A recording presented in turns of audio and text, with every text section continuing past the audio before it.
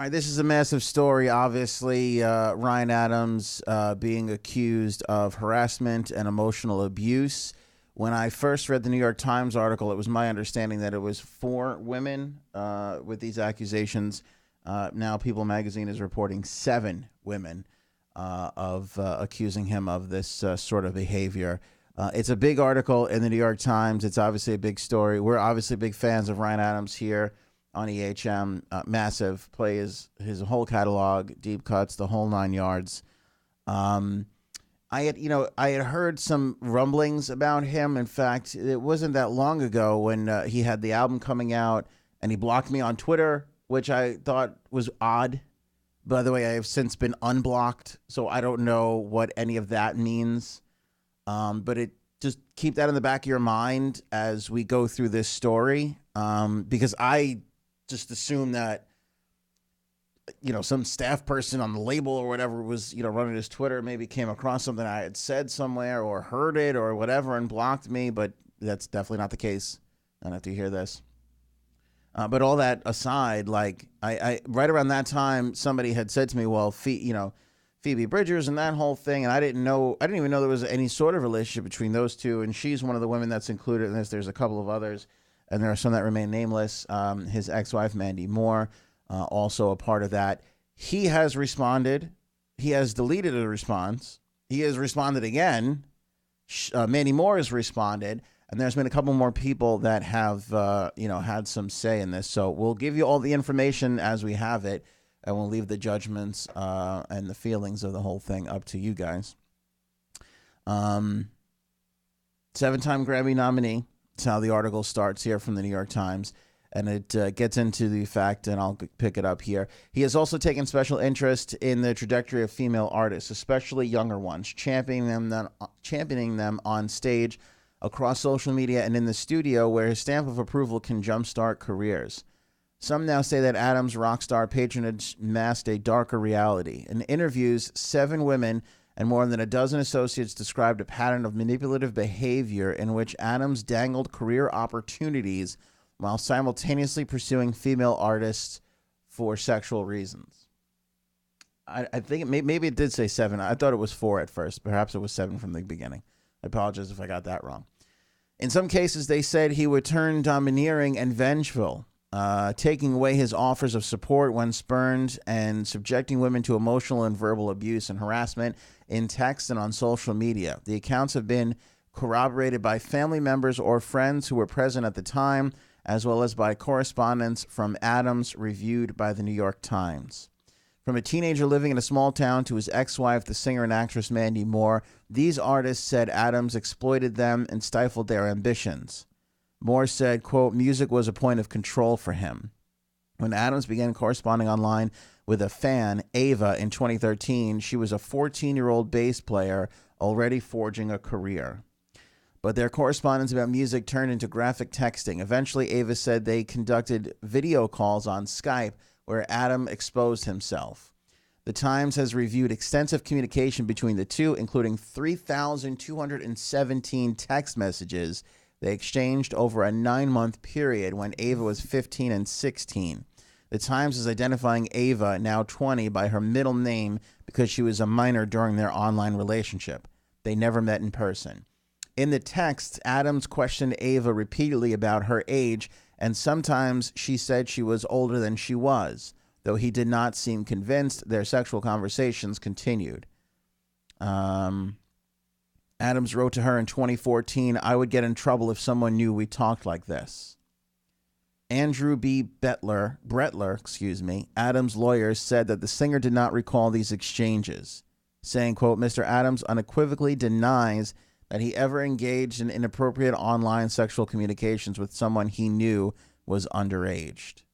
Though Bretler, Adams said he did not have the power to make or break careers and categorically denied the extremely serious and outlandish accusations in the Times reporting, Adams recalled the interactions with the women differently, his lawyer said, referring to some allegations as grousing by disgruntled individuals who blamed Adams for personal or professional disappointments and were now out to harm him.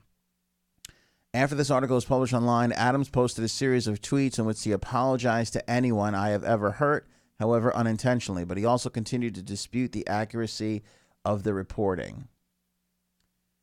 We will get to his response in a moment. With the album Heartbreaker and beloved songs like New York, New York, Adams became a solo star in the early 2000s, even as he struggled with well-publicized addiction and mental health issues. He later gained mainstream attention with a cover of Taylor Swift's 1989 album, released through his own Pax AM label. Adams was an early adopter in communicating directly with listeners, responding to his fans and critics on MySpace, and then Twitter and Instagram. He also used social media to scout and meet artists. It was on Twitter he found Ava, who excitedly messaged him to say hello after she followed him and he followed her back. I was really alone, Ava said in one interview, and he was really friendly and cool. She had been a gifted bassist since the age 9. By 12, she was road tripping with her family to Manhattan for gigs with established musicians. At home, however, Ava was isolated, homeschooled because of bullying. At 13, her father died. Adams represented the creative future she dreamed of. The star floated big ideas about her career prospects in the earliest messages, eventually suggesting that she and another teenager start a band that he could produce. Their conversations were on and off, but a constant theme was Adams fretting about Ava's age and asking to keep their exchanges secret while also indulging in sexual scenarios. Adams wrote in November of 2014, "I never see pics of you anymore," when he had just turned 40 and Ava was newly 16. "You are blowing my mind." He had pet names for her body parts. Days later, Adams expressed anxiety. He said, and I quote, "If people knew, they would say I was like R. Kelly, LOL," he wrote. Yet within 10 minutes, the conversation again turned explicit. He said, and I quote, "I just want to touch your body part here." He texted before and again asking her age, "And tell me that your mom is not going to kill me if she finds out we even texted," he said. In response to Adams' repeated pleas that she tell him she was 18, you have to convince me, he wrote. Ava at times said she was. Sometimes he asked to see identification in the hottest way that has ever been done, LOL. She never showed him any ID. Adams, through his lawyer, said that while he has communications online with various fans and aspiring musicians, he does not recall having online communications with anyone related to anything outside of music. The lawyer added that, quote, "If, in fact, this woman was underage, Mr. Adams was unaware," end quote. He pointed to her performances in clubs and provided photos of Ava from that time, saying she looked approximately 20, quote, end quote. Laws regarding explicit digital communication with a minor vary from state to state and are separate from age consent laws, which encompass physical contact. In Ohio, where Ava lived, it is a felony to solicit, exchange, or possess any material that shows a person under 18 engaging in sexual activity. New York, where Adams was during some of these exchanges, has similar laws regarding children younger than 17, and the federal statutes use 18 as the age of adulthood. Several legal experts said that prosecuting such cases could involve disputes over jurisdiction and whether the adult reasonably believed the minor was of legal age, taking into account context from their conversations. Ava said that as her communications with Adams went on, she grew uneasy about their unequal dynamic. Once, she said, the two agreed to video chat, but when they connected on Skype, Adams was already naked. Ava said it was just sexual power. As their relationship waned, Adams returned to the possibility of recording together. But for Ava, the idea that she would be objectified or have to sleep with people to get ahead, quote, just totally put me off to the whole idea of being a musician, she said. She never played another gig.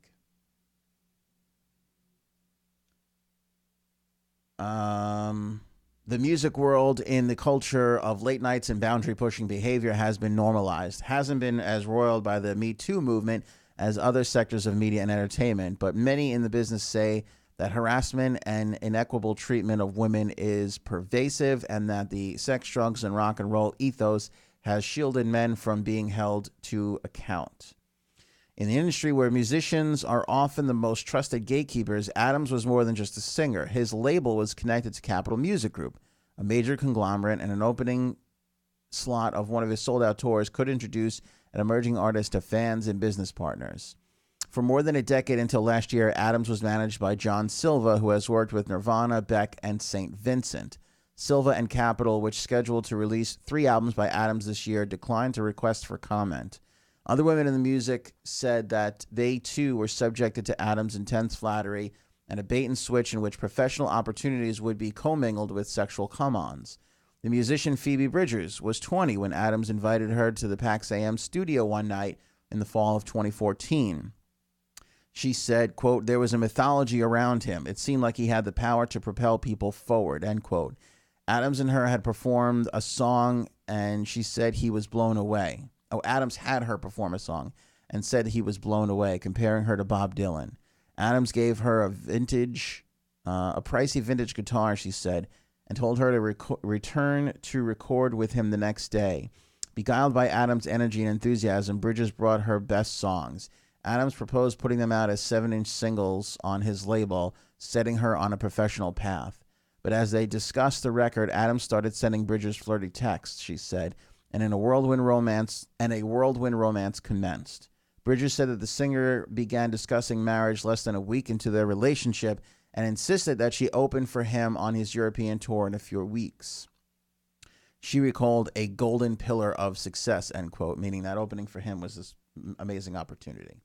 Adams told Bridgers' mother that it would be a once-in-a-lifetime opportunity to have someone like him looking out for her. Yet in the weeks that followed, Adams' attention turned obsessive and emotional abuse of Bridgers, she said. He began barraging her with texts, insisting that she prove her whereabouts or leave her social situations to have phone sex, and threatening suicide if she didn't reply immediately. When she broke off the relationship, Bridgers said Adams became evasive about releasing the music they had recorded together and rescinded the offer to open his upcoming concerts. When 3 songs by Bridgers were eventually released by Pax AM in April of 2015, bringing her serious industry attention, the media gave Adams credit for her nascent career. Through his lawyer, Adams contested how Bridgers described their relationship, calling it a, quote, brief consensual fling, end quote. Though he did not recall any flirty texts, he never told Bridgers he would withhold her songs, he said. Bridgers said that after their breakup, Adams continued to tease opportunities while pursuing her. He offered her a few dates, opening up for him on tour in 2017, and after much discussion with her manager about Adams' behavior, Bridgers said she accepted because it was a big opportunity before the release of her debut album. She said, and I quote, "Then the first day he asked me to bring him something in his hotel room. I came upstairs and he was completely nude." Adams, through his lawyer, denied this incident.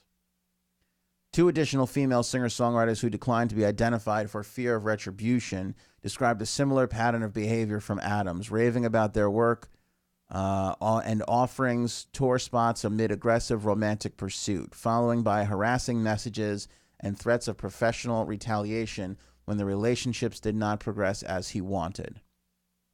Another artist, Courtney Jay, who was then 35 and not signed to a label, got a direct message from Adams on Twitter in 2013 with immediate offers to collaborate. He gushed, quote, "You are a psychedelic Ronstadt hybrid. Come, let's make some music." They exchanged messages about what her next album should sound like, and Adams offered to produce it, she said. But when they got together days later to work on ideas, Adams began remarking on Jay's appearance and moving in on her. Hurricane Ryan, as she described him. She said she tried to deflect his attention and failed. Having been victimized before, Jay added, quote, "I just shut myself off." They wound up in bed but didn't have relations. Jay felt shaken by how smoothly Adams had taken advantage of her, she said, and that night expressed her dismay to him over the phone. Adams maintained that he still wanted to collaborate, and though the pair continued to correspond for a time, they never recorded anything.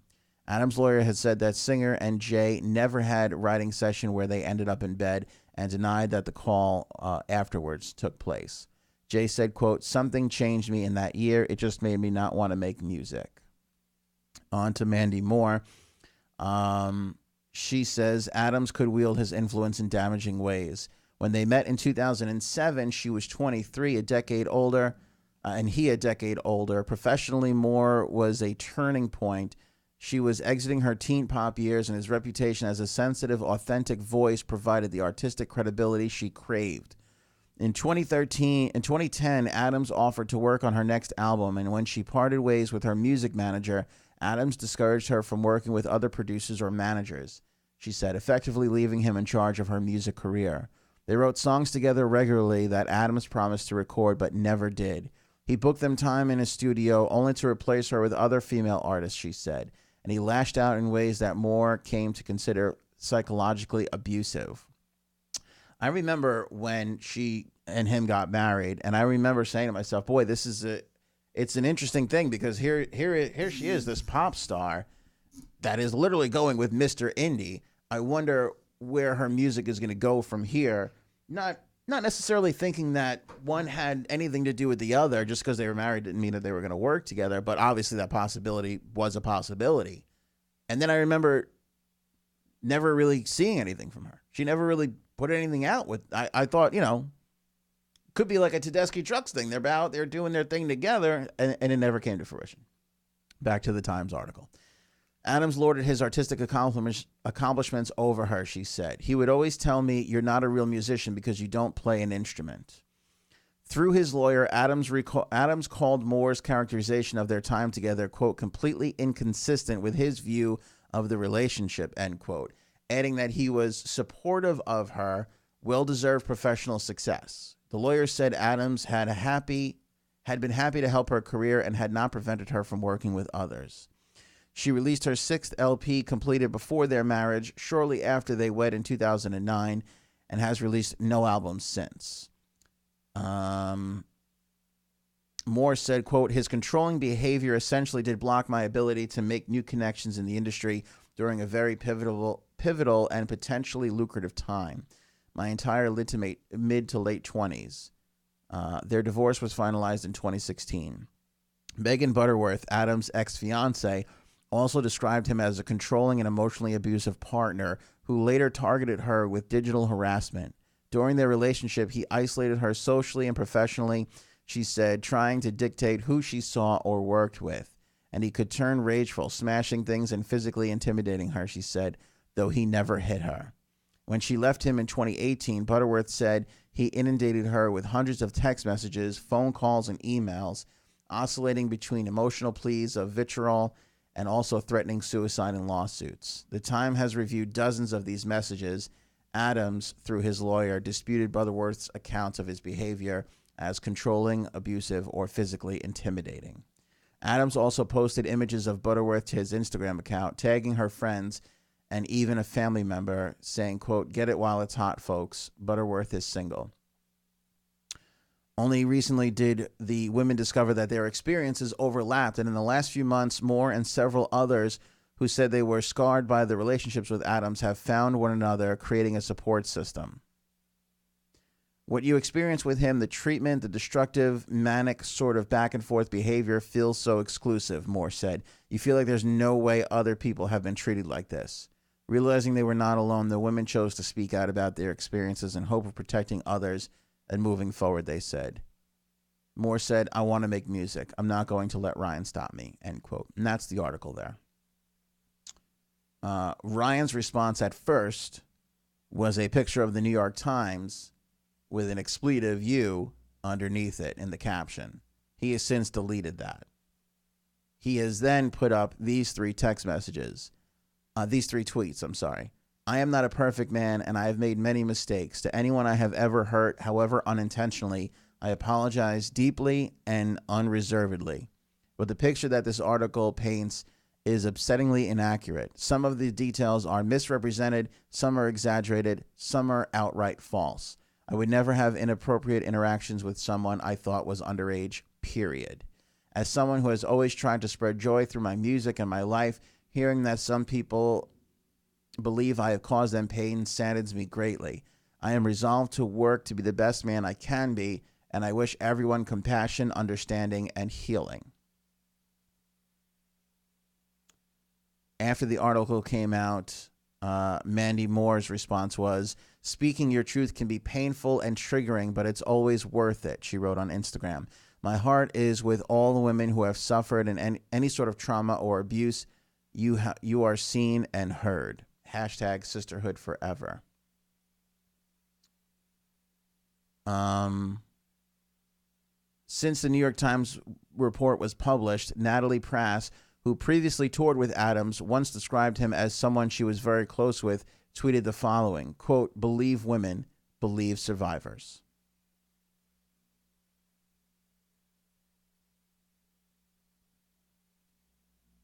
So there you go.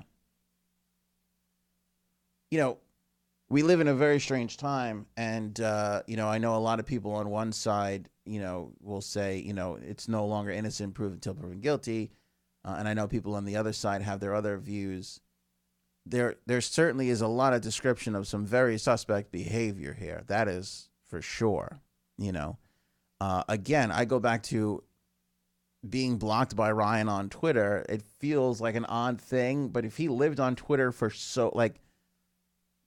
it seems like bizarre behavior. I'm not trying to lump myself in with all this. I'm just saying it was really no artist with almost a million followers. I'm well aware of where I stand in the in the industry.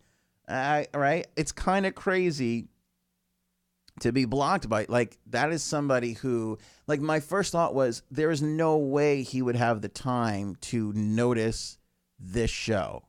I get that. I know where EHM and the morning show, Anthony's importance is, and the whole, it's a whole industry. Here in New York and on the island, I know how important we are, that we have status. We're very, I get it. Nationally, there's a lot of great stations doing some great work, to hone in. Like, it was creepy behavior then, is what I'm saying. Like, there's no reason.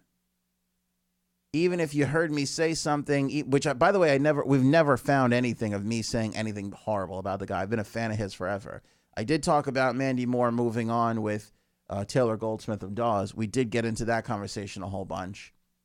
And I think it was something that spawned from there. And again, for a staffer to be like, oh, block these people, okay, fine.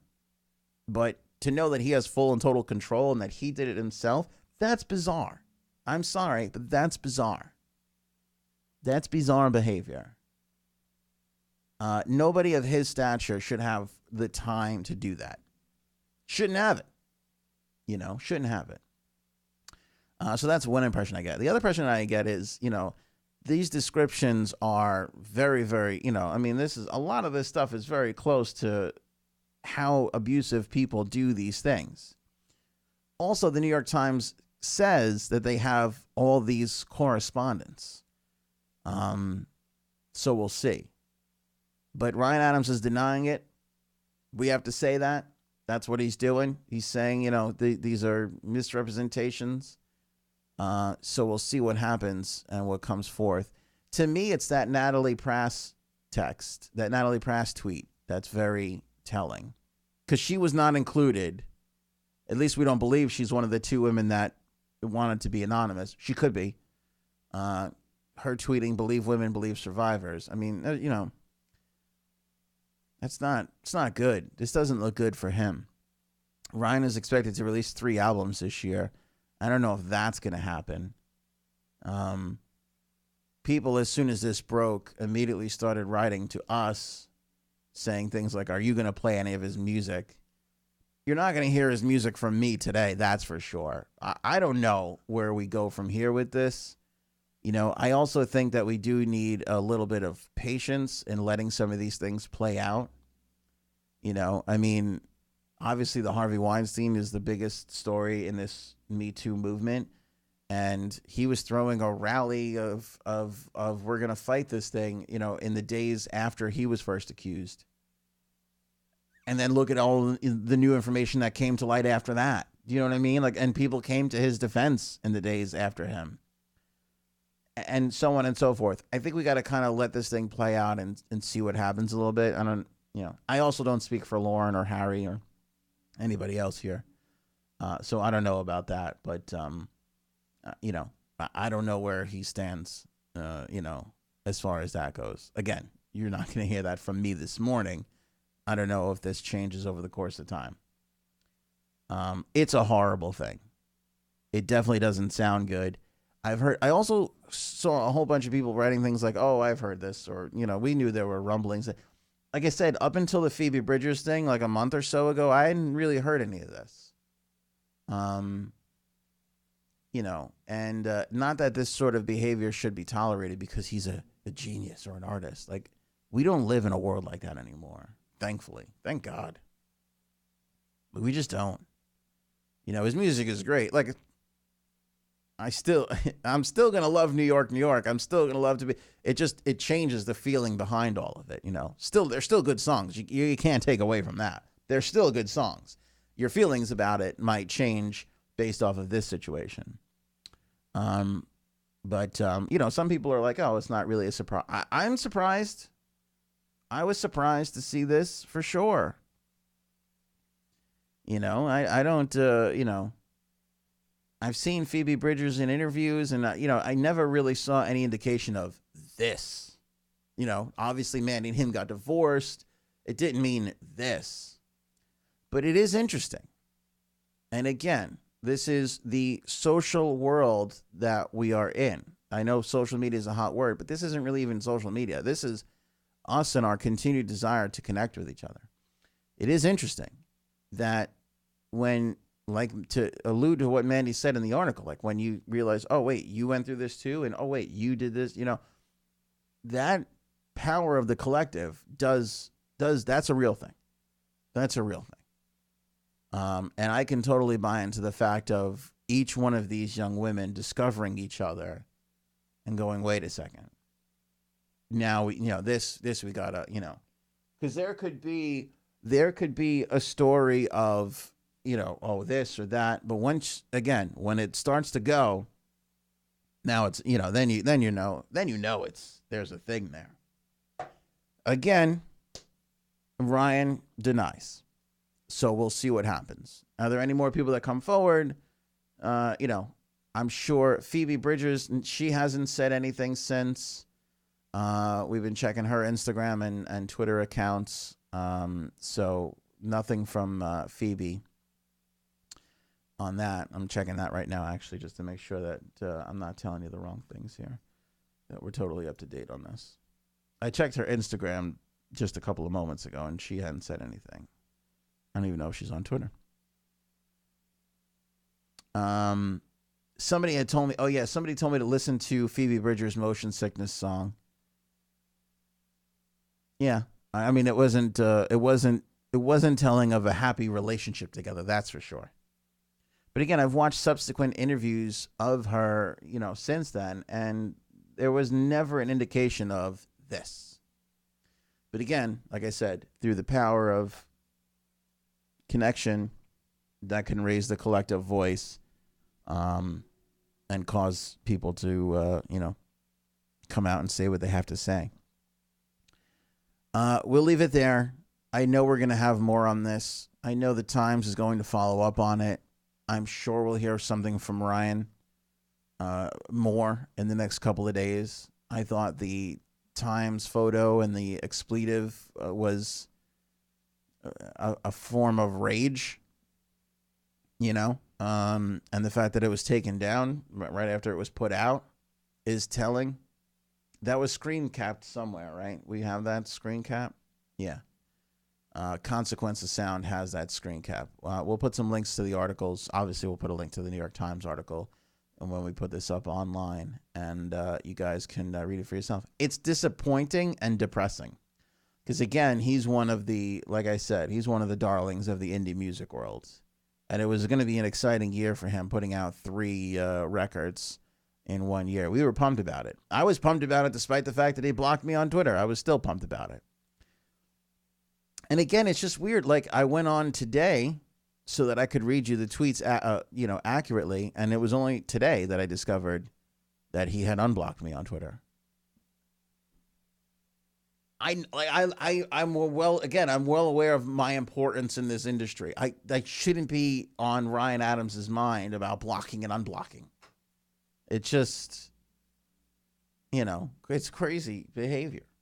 It's just crazy behavior. Doesn't make any sense.